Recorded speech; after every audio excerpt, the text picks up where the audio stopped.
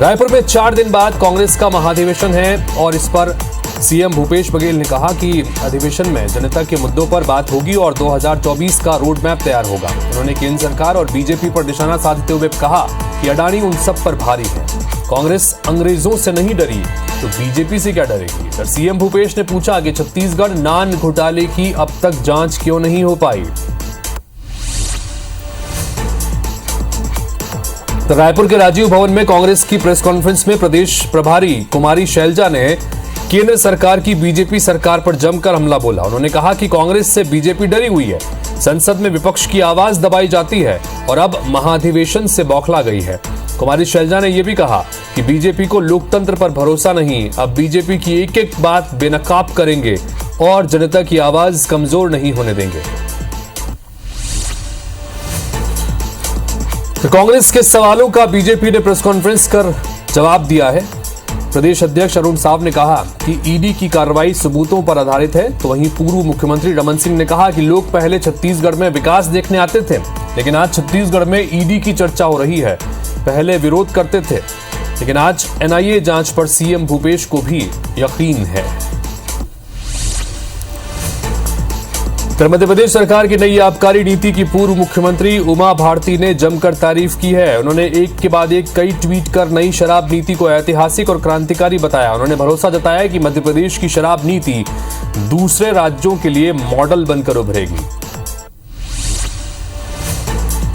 मध्य प्रदेश में विकास यात्रा के नाम पर सरकार के मंत्री और विधायक अपने विधानसभा क्षेत्रों के दौरे पर हैं। इसी क्रम में गृह मंत्री नरोत्तम मिश्र दतिया के गांव-गांव और गली-गली जाकर प्रदेश सरकार की योजनाओं की जानकारी पहुंचा रहे हैं। तो वहीं नरोत्तम मिश्र ने पूर्व मुख्यमंत्री दिग्विजय सिंह के कांग्रेस में प्रचार की सक्रियता को लेकर तंज कसा है।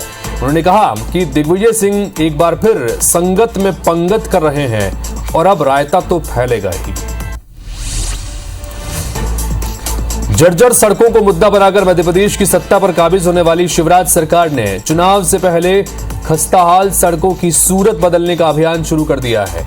इसके तहत प्रदेश के 413 नगरीय निकायों में 750 करोड़ रुपए की लागत से सड़कों का कायाकल्प किया जाएगा। जबलपुर में मुख्यमंत्री शिवराज सिंह चौहान के वर्चुअल संवाद कार्यक्रम के तहत इस अभियान की शुरुआत की गई है।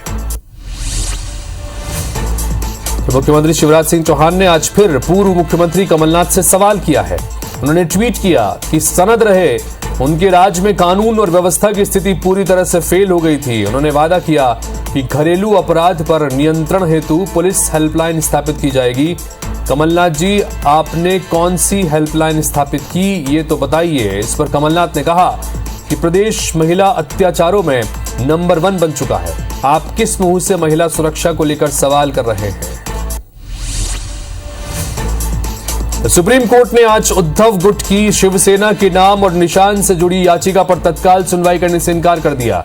कोर्ट ने उनके वकील अभिषेक मनु सिंघवी को कहा कि इसकी एक प्रक्रिया होती है, इसके तहत कल फिर से याचिका दाखिल करें। इधर शिंदे गुट के विधायकों ने विधानसभा स्पीकर राहुल नार्वेकर से मुलाकात की और विधानसभा के शिवसेना कार्यालय पर दावा किया और फिर अपनी कस्टडी में ले लिया। राजस्थान के पूर्व डिप्टी सीएम सचिन पायलट के गढ़ से आगामी विधानसभा चुनाव को लेकर असदुद्दीन ओवैसी अपनी जमीन तलाश रहे हैं। टोंक में उन्होंने कहा कि इस बार के चुनाव में 30 से 40 सीटों पर एआईएमआईएम कैंडिडेट खड़े किए जाएंगे। उन्होंने पायलट को इशारों में टोंक से जाने की नसीहत भी दे दी।